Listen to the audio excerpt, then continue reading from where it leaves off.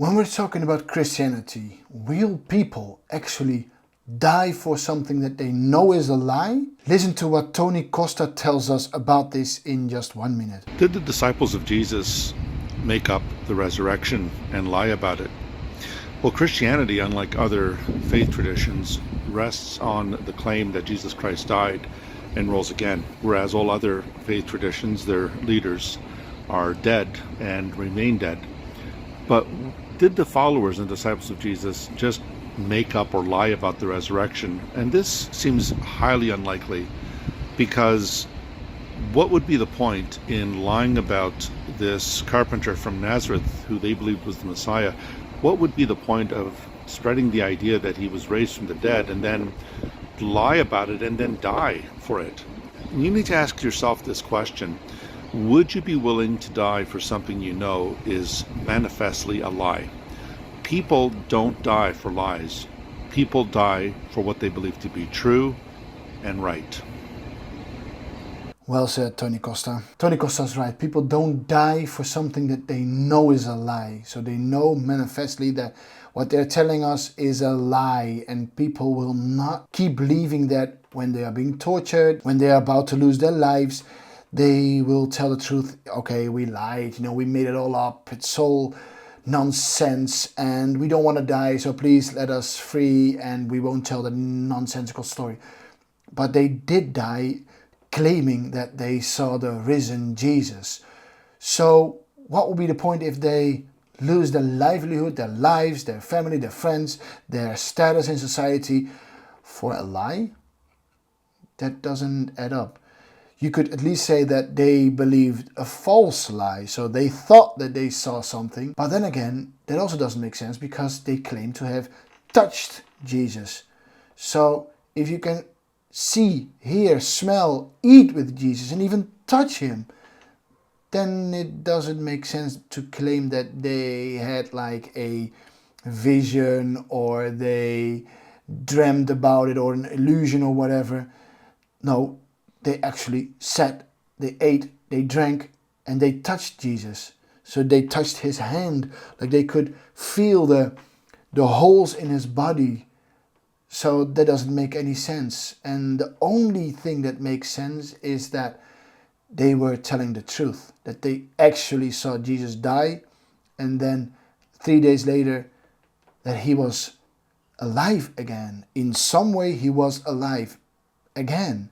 And that is also the claim of Christianity, that it says to us that Jesus, he died on the cross and 3 days later he was alive again. And Tony Costa tells us that in any other religion we see that the founders, they are all dead and they stay dead. So they are not alive. But only in Christianity we see that the person that is the founder of the religion, that he died and 3 days later he rose again and he is alive till this day. Christianity teaches us that God, because he is life, he can never die in his nature, but because he took a human body, he can die. And that is what happened to Jesus. Jesus took up the human body, and that human body that died on the cross and later rose, 3 days later, rose from the dead.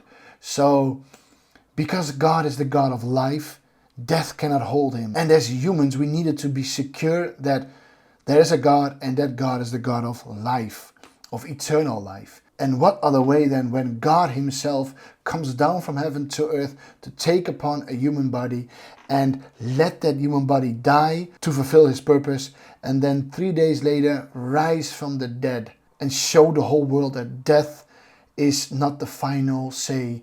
God himself determines life. God is life. And the resurrection shows us that death cannot overcome life. And God is the God of life. Jesus is the God of life.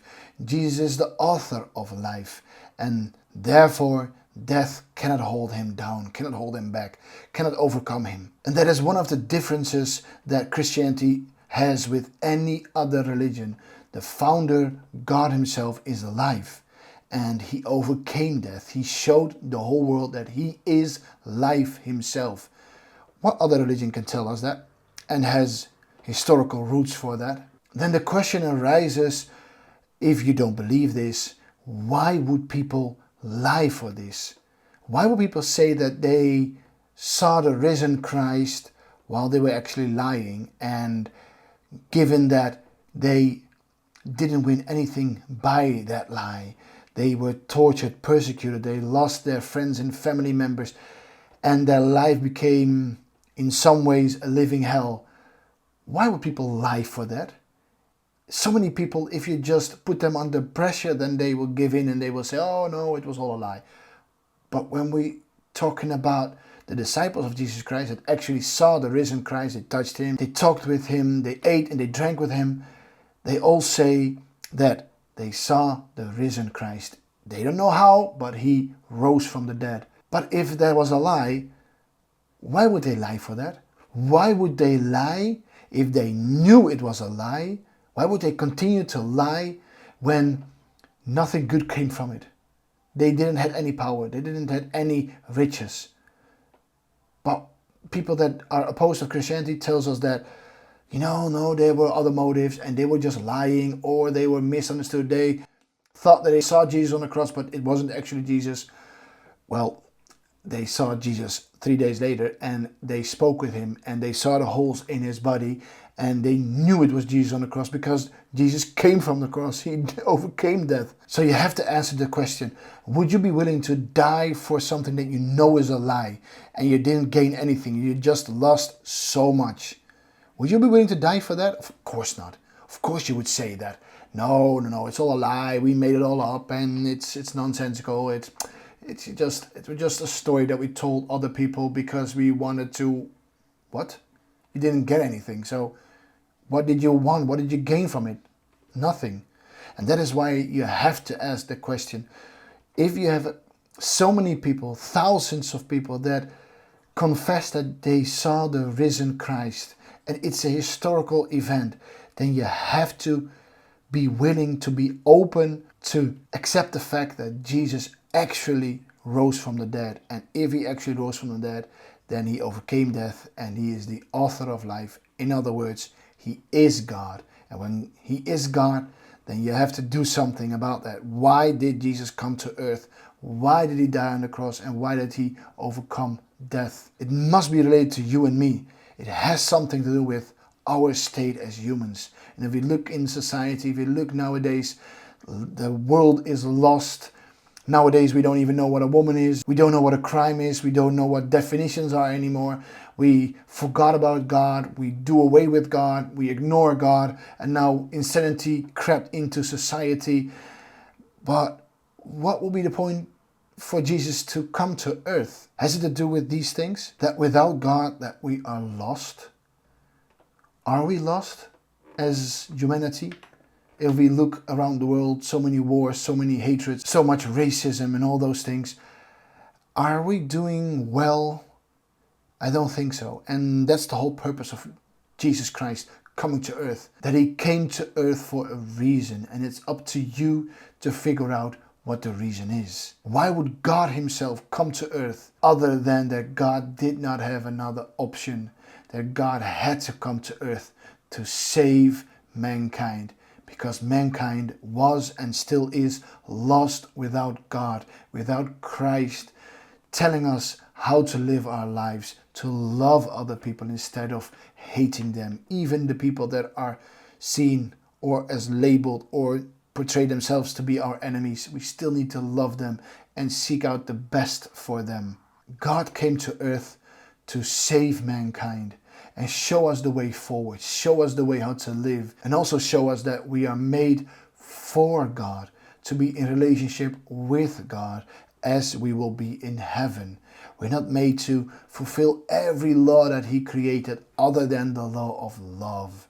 That we should love other people and that giving our own lives is the greatest act of love. And as we can read in Philippians chapter 2 verse 3, that we should hold others in a higher regard than ourselves. In other words, we should advance the goals of other people. What are the interests of other people? What is good for them? And we should fulfill that. We should focus on what is good for the other person. And we should do that and spend our time and energy in that. instead of thinking of our own selfish desires. No, we live for each other just as we live for God. And the way we treat other people is the way we treat God. In other words, the way we love other people shows us the way we love God. And although this may all sound like wishy-washy to you, but if the historical truth is that Jesus came to earth and died on the cross and then was resurrected from the dead 3 days later, then you have to figure out what is the reality that we live in.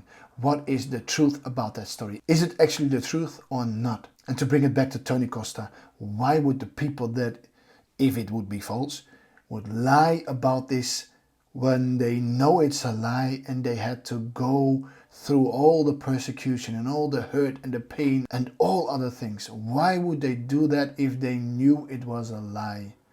It doesn't make any sense other than they were telling the truth. And when Christianity is true, then you have to answer. You have to do something with that truth. That being said, I want to thank you for watching this video. My name is Aaron and this was Arentainment, and I see you in the next video.